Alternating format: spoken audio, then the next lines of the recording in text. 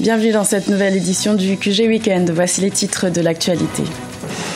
Au Bénin, les autorités ont procédé à la réorganisation du territoire le 22 juin 2016. 12 nouveaux chefs-lieux et des nouveaux préfets ont été installés dans le cadre de la décentralisation administrative. Également dans l'actualité, l'ancien ministre sénégalais Karim Wade a bénéficié de la grâce présidentielle ce vendredi 24 juin. Sa libération après 3 ans de détention ne fait pas l'unanimité au sein de la population. Quelques réactions à suivre dans cette édition. Et puis au Burkina Faso, le gouvernement s'est engagé à réduire la pauvreté et l'inégalité au sein des populations. Pour atteindre cet objectif, l'exécutif a mis en place un nouveau référentiel pour les politiques de développement pour la période 2016-2020. Mais tout d'abord, l'élection présidentielle aura bien lieu en République démocratique du Congo. C'est en tout cas ce qu'a affirmé le président Joseph Kabila ce vendredi 24 juin lors de sa tournée dans l'ex-Katanga. Le chef de l'État, qui est dans son deuxième et dernier mandat présidentiel, a abordé la question du processus électoral sans pour autant donner des précisions quant au délai pour l'organisation des élections attendues dans le pays. Le mandat du président Joseph Kabila devrait prendre fin en décembre 2016 selon la Constitution. Je vous le disais en titre, au Bénin, une réorganisation territoriale s'est faite le 22 juin 2016. Les autorités ont annoncé 12 nouveaux chefs-lieux ainsi que 12 nouveaux préfets lors du Conseil des ministres. Cette décision fait suite à la loi adoptée en 1999 pour décentraliser l'administration du pays. Alioune Guindo. Le 22 juin 2016, le Conseil des ministres du Bénin a désigné les 12 nouvelles préfectures du pays, ainsi que les 12 nouveaux préfets. Par cet acte, le jeune gouvernement du président Patrice Talon a mis en application une loi qui date de 17 ans. En effet, depuis 1999, la question a été considérée comme étant un dossier épineux par les gouvernements qui se sont succédés à la tête du pays. Partout, les Béninois saluent cette décision du gouvernement. Certains parlent même de courage politique. Je pense que ce n'est effectivement pas une décision nouvelle puisqu'elle a été décidée depuis 17 ans et qu'elle n'avait pas été mise en œuvre essentiellement pour des raisons politiques.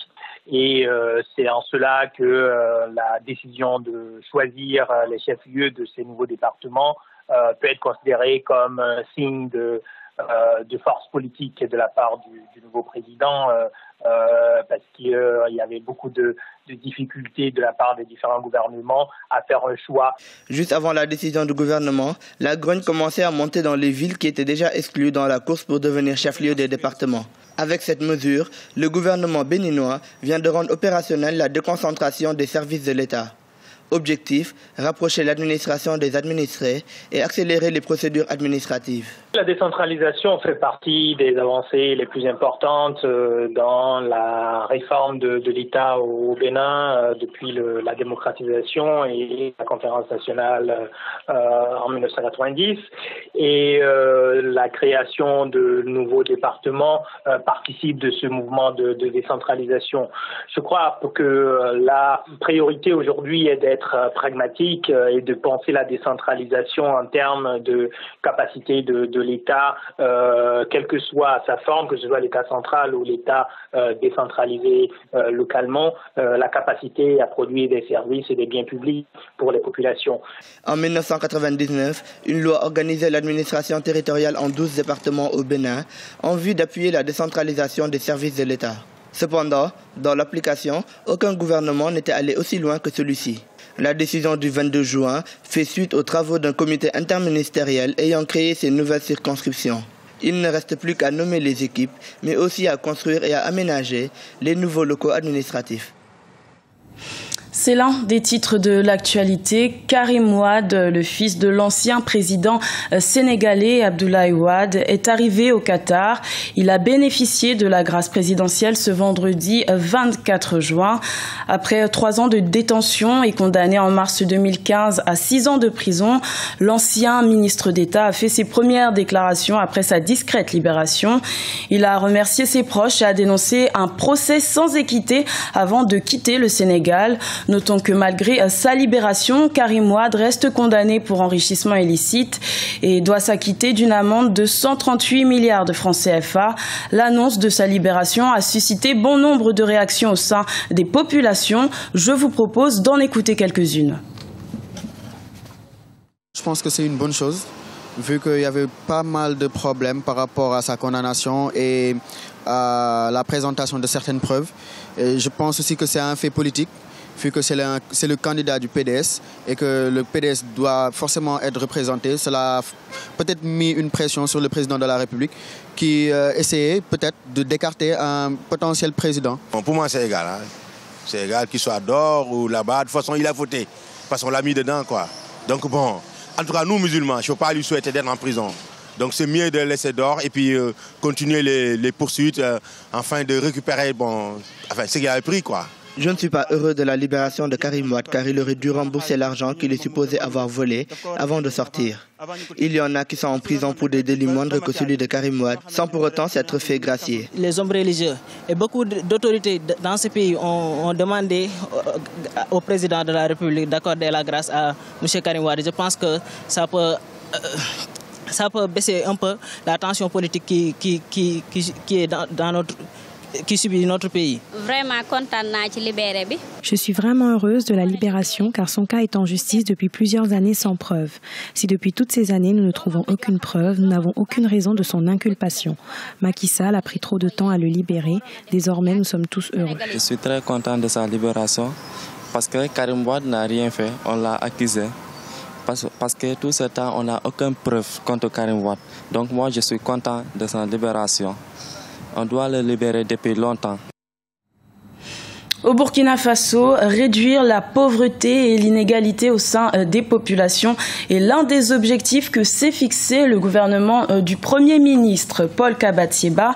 Pour cela, l'exécutif compte sur le nouveau référentiel pour les politiques de développement pour la période 2016-2020. Il s'agit du plan national de développement économique et social. Les précisions dans ce reportage de notre correspondant Jean-Paul Ouedraogo. Le PNDES, Plan national de développement économique et social, c'est le nouveau référentiel des politiques que s'est doté le Burkina Faso pour la période 2016-2020. Désormais, tous les acteurs de développement devront s'inscrire dans ce cadre, voulu pour relayer la stratégie de croissance accélérée et de développement durable, SCAD, référentiel central de la politique de développement économique et social du gouvernement burkinabé sur la période 2000-2010. Soumis à une assise le 20 juin dernier, le PNDES, selon Dr Assabga Seydou Ouedraogo, est un document qui vient à point nommé, d'autant plus que le pays sort à peine d'un long cycle électoral. Aujourd'hui, c'est un plan qui est là, qui, par rapport à la stratégie qui vient de s'écouler, la SCAD, a quelque chose d'intéressant, qui est que l'objectif de croissance assigné à ce plan sur la période de 2016-2020 est de 7,3%. Une progression moyenne donc de l'économie de 7,3%. Cet objectif nous paraît être plus proche de la réalité de l'économie burkinabé que l'ambitieux objectif de 10% qui était contenu dans la SCAD et dont, à la réalisation, la moitié seulement a été effective. Cependant, malgré ses forces, le PNDES est aussi une source d'inquiétude pour certains économistes. Parmi celles-ci, les diagnostics pas assez systématiques sur lesquels se fonde le document. À titre d'exemple, l'inadéquation entre l'offre et la demande dans les seuls domaines de l'éducation et de l'énergie. Un constat qui touche aussi bien d'autres secteurs. Au Burkina Faso, 70% de la population est dans le secteur rural et vit essentiellement de l'agriculture, le secteur primaire. Le secondaire et le tertiaire sont dans les villes et maillent un petit tiers de la population. Si votre stratégie de croissance fait que le secteur secondaire et le secteur tertiaire vont avoir une accélération plus importante que le primaire qui est l'agriculture, et si la croissance du secteur secondaire en particulier n'est pas assise sur de l'agro-industrie, par exemple, vous allez retrouver une situation où votre modèle de croissance, naturellement, ne va pas avoir une grande capacité à réduire la pauvreté. En 55 ans, le Burkina Faso a connu au total une dizaine de référentiels de développement avec des orientations différentes. La stratégie de croissance accélérée et de développement durable SCAD a pour sa part permis l'atteinte d'une croissance moyenne de 5,5% même si la pauvreté et les inégalités sont encore une réalité au pays des hommes intègres. Dans le reste de l'actualité du sport, avec le tirage au sort organisé ce vendredi 24 juin 2016 au Caire, du dernier tour des éliminatoires de la zone Afrique pour la Coupe du Monde 2018. 5 groupes de 4 équipes sont en lice. À noter que le groupe B, qui regroupe la Zambie, le Cameroun, l'Algérie et le Nigeria, est surnommé le groupe de la mort. Le groupe C est lui aussi particulièrement dur puisqu'il regroupe le Gabon, le Mali, la Côte d'Ivoire et le Maroc. Les matchs débuteront en octobre 2016. C'était le journal de la rédaction. Merci de l'avoir suivi. L'information continue sur Africa 24.